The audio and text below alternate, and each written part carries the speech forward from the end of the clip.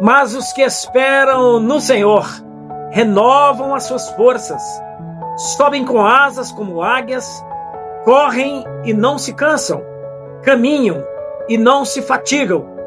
Isaías capítulo 40, versículo 31. Antes de levantar voo, a águia fica em um penhasco, aguardando até que comece a soprar uma corrente de ar quente em direção ao céu. E lançando-se neste vento, sobe até as maiores alturas. Este esperar no Senhor e o discernir as correntes de ar quente do Espírito Santo representam as principais etapas do plano de voo de um cristão.